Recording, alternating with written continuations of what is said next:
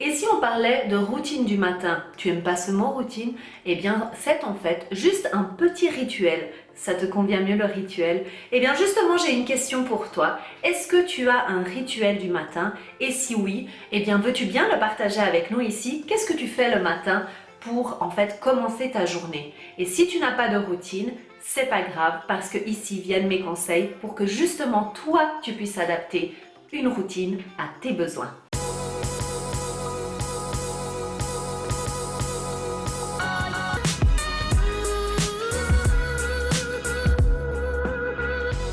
Hello toi et bienvenue sur ma chaîne Une Nana in London. Je suis toujours ravie d'être ici avec toi. Et si tu es nouveau ou nouvelle ici sur cette chaîne, je te souhaite la bienvenue. N'oublie pas de mettre ton petit abonnement ici en bas, clique et mets aussi la petite cloche pour savoir quand je sors une nouvelle vidéo. N'est-ce pas formidable toutes ces vidéos sur les rituels du matin ou encore mieux les routines? Je ne sais pas pourquoi, mais dans les pays où l'on parle le français, en tout cas, je trouve que ce mot routine ne sonne pas en fait très positif. Quand on parle d'une routine, c'est plutôt j'ai ma routine, le train-train quoi, métro, boulot, dodo. Eh bien non mon ami, détrompe-toi, ce n'est pas un mauvais mot. D'ailleurs, en anglais, ça sonne vachement mieux, hein? The routine. But the routine, it's a good thing, my friend. Pourquoi c'est une bonne chose? C'est parce que ça te met des rituels en place qui vont te permettre en fait de ne pas avoir à réfléchir à ce que tu dois faire, que ce soit dans tes habitudes et qu'en fait tu te sentes déjà préparé à ça sans avoir de stress et en vivant la meilleure de tes petites routines du matin. Et je vais t'expliquer justement comment. Mais comment faire ta propre routine? Parce que ce que je veux insister vraiment, et s'il y a une chose que tu dois retenir de cette vidéo, c'est celle-ci, c'est que tu dois adapter ta routine à toi, à ta propre vie. Parce qu'on a tendance à voir souvent des vidéos de routine du matin, des rituels du matin, du soir, tels que comme moi je l'ai fait aussi, simplement qu'il ne faut pas oublier qu'on est tous différents. Et dans chacune de mes vidéos, je précise toujours très bien que dans chaque chose que je te conseille, que ce soit moi ou quelqu'un d'autre, eh bien tu dois prendre ce que toi tu as envie de prendre et tester. Et si ça ne te convient pas, si au fond de toi tu sens que c'est pas quelque chose qui te convient, eh bien tout simplement tu dois le laisser de côté et essayer autre chose. Il ne faut pas te sentir obligé. Je vais te partager 5 façons de faire ta propre routine très simplement. Et puis la première chose que je vais te conseiller de faire justement, c'est de personnaliser ta routine.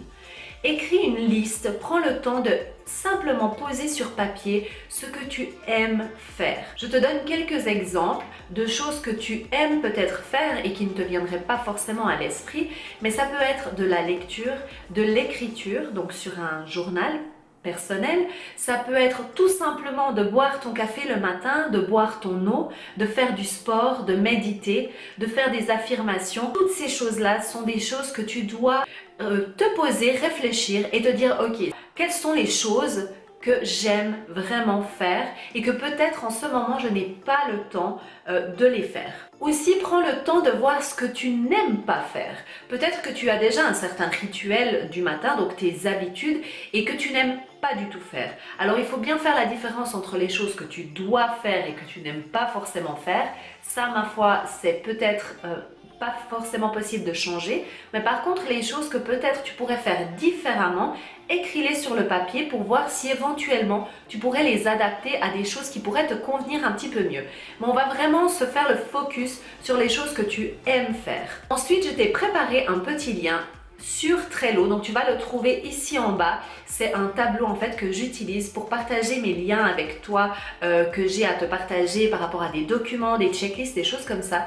Je t'ai préparé en fait un planning de la semaine du lundi au vendredi, et puis je t'ai mis aussi le lien en fait où tu peux aller toi-même créer ton propre planning, où ça sera en fait un planning vierge que tu peux imprimer et ensuite tu pourras écrire toi-même à la main des choses dedans. Donc pourquoi cela? Tout simplement parce que maintenant tu vas prendre le temps de regarder à ton emploi du temps du lundi jusqu'au vendredi et d'écrire toutes les choses que tu es obligé de faire, des blocs en fait d'heures que tu es obligé voilà, de faire chaque jour. Ça peut être par exemple aller amener tes enfants à l'école à une certaine heure. Ça peut être partir au travail à une certaine heure et rentrer à une certaine heure. Ceci va te permettre de pouvoir voir exactement quand est-ce que tu as du temps libre pour toi et quand est-ce que tu ne peux absolument pas mettre quelque chose d'autre à ces moments-là. Ensuite, la deuxième chose, c'est trouver une heure disponible. Alors je sais déjà car je t'entends déjà, mais comment vais-je pouvoir trouver une heure disponible si même pas j'arrive à trouver 5 minutes de disponible?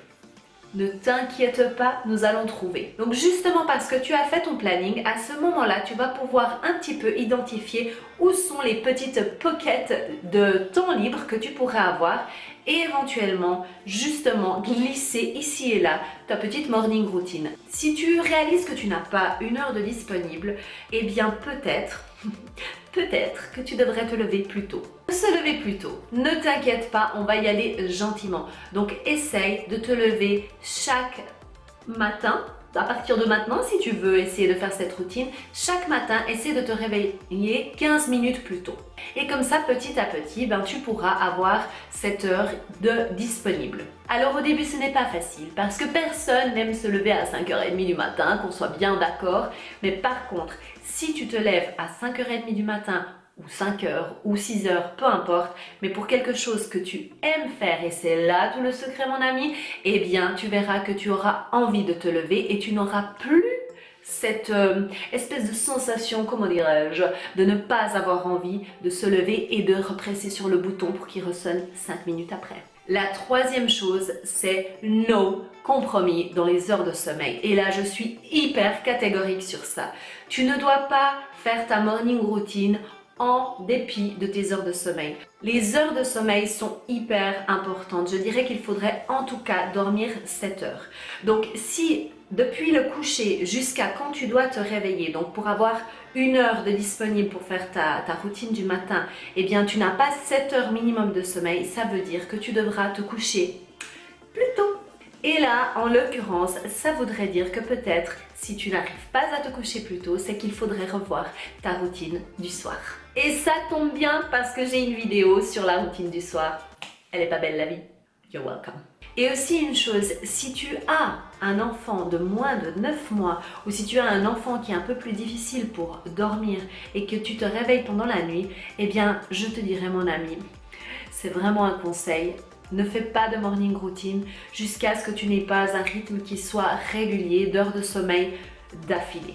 Je voulais aussi te mentionner le livre Miracle Morning. J'en ai déjà parlé plusieurs fois sur mes vidéos parce que c'est à partir du moment où j'ai lu ce livre que j'ai commencé à instaurer un rituel du matin pour moi, pour me consacrer du temps à moi avant de consacrer du temps à qui que ce soit d'autre. Donc si tu n'as pas encore entendu parler de ce livre, va jeter un coup d'œil, je te mets le lien ici en bas. Donc maintenant, une fois que tu sais les heures qui sont bloquées, que tu ne peux pas déplacer, une fois que tu sais à quelle heure tu dois te coucher et à quelle heure tu dois te lever, eh bien, il est temps de faire ton planning pour savoir qu'est-ce que tu vas faire pendant ta morning routine.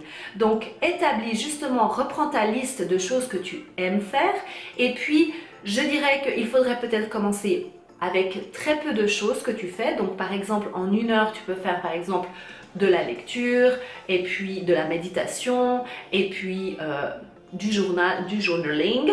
Je ne sais plus parler le français. Tu vas pouvoir écrire dans ton journal, par exemple, ça ce sont vraiment des exemples à toi d'adapter, mais que tu puisses séparer cette heure pour que tu puisses en fait faire ces activités. Et puis essaye de maintenir cette routine pendant en tout cas une semaine.